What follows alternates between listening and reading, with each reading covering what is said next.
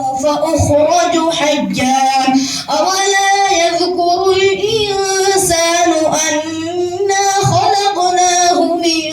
قبل ولم يك شيئا فوربك لنحشرنهم والشياطين ثم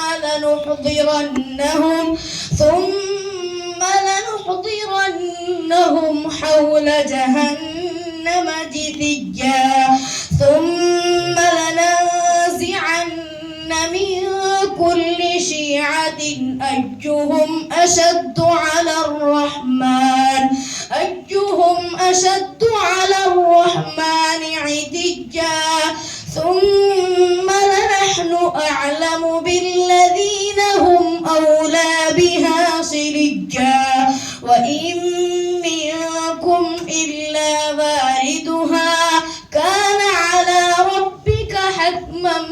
مقضيا ثم ننجي الذين اتقوا فنذر الظالمين فيها جثيا وإذا تتلى عليهم آياتنا بينات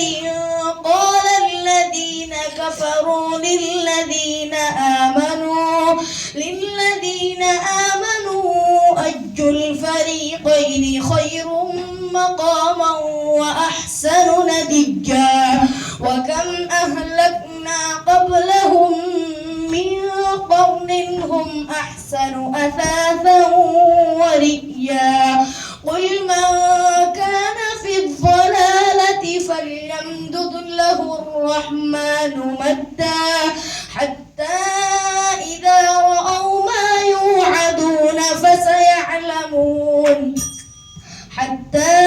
إذا رأوا ما يوعدون إما العذاب وإما الساعة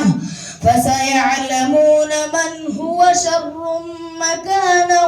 وأضعف جندا ويزيد الله الذين اهتدوا هدى والباقيات الصالحات خير عند ربك ثوابا وخير